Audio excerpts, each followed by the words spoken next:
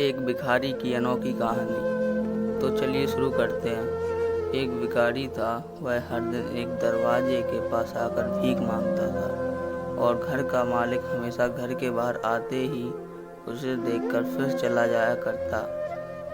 कई बार उसके लिए गालियां भी बकता। वो कहता, तू जिंदा ही क्यों है? पूरी जिंदगी ऐसे ही भीख मांगेगा क्या? धरती का बोझ क्यों बना बैठा है? और कभी कभी उस भिखारी को गुस्से में वह धक्का भी मार दिया करता। इतना कुछ हो जाने के बावजूद भिखारी के मुंह से सिर्फ यही निकलता कि भगवान तुम्हारे पापों को माफ करे। एक बार सेठ को धंधे में बड़ा नुकसान होने की खबर मिली।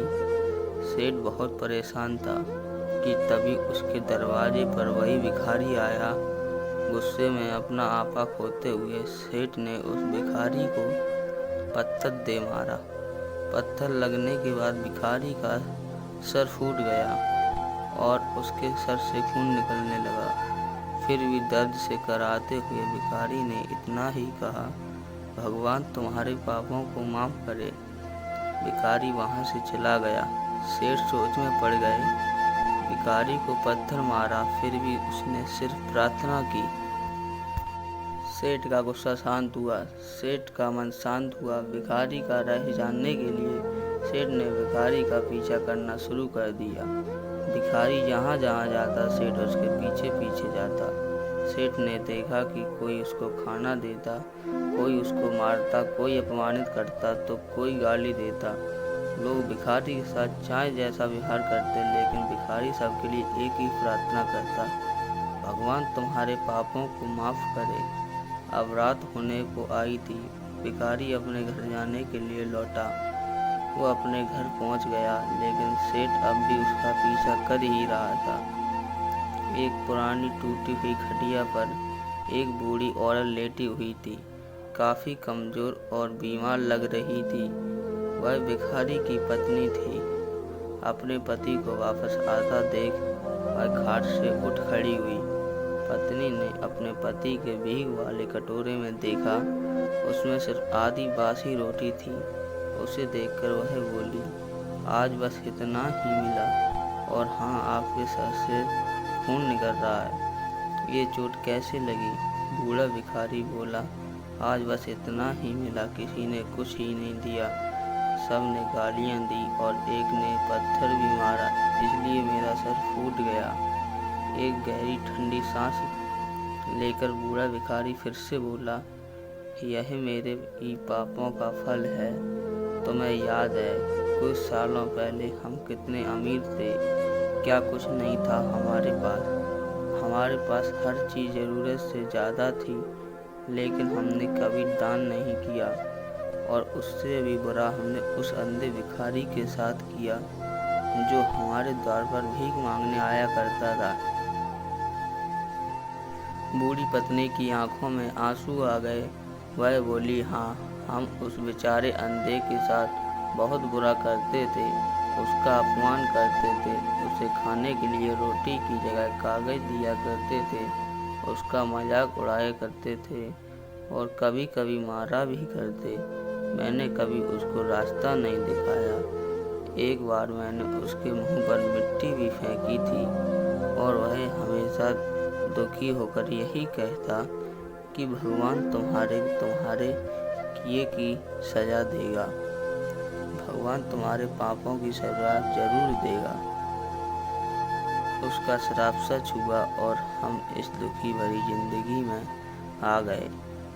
भिखारी बोला, हाँ, उसका श्राप सच हुआ, इसलिए मैं किसी को अब बद्दुआ नहीं देता, चाहे कोई मेरे साथ कैसा भी बर्ताव करे।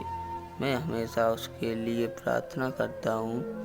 मैं नहीं चाहता कि कोई भी हमारी जैसी जिंदगी का अनुभव करे, किसी को भी हमारे जैसे दुखों का सामना करना पड़े।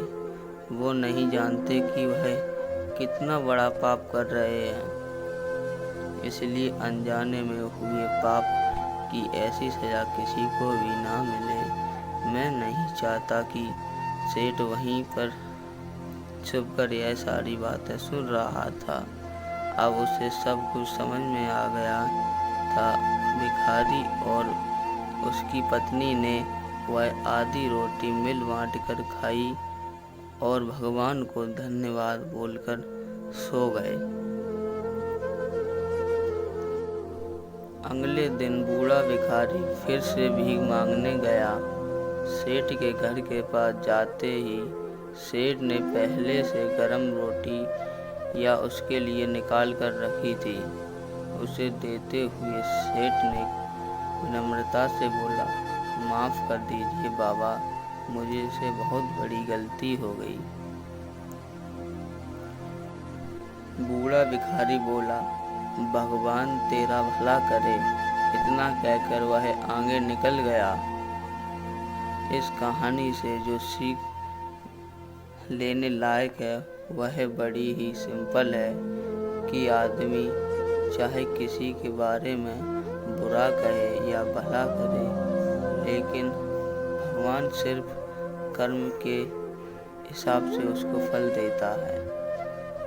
क्या हुआ अगर भगवान नहीं देखता है, लेकिन यह बात बिल्कुल सच है, उसके खाते में सबका हिसाब बहुत पक्का है।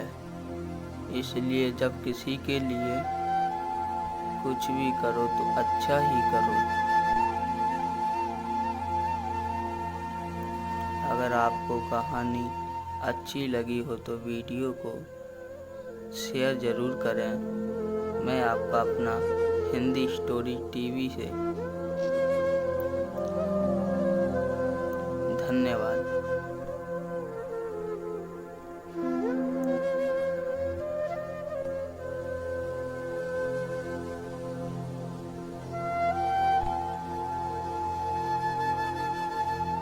वीडियो को ज़्यादा से ज़्यादा लाइक, शेयर एंड सब्सक्राइब ज़रूर करें। Thank you.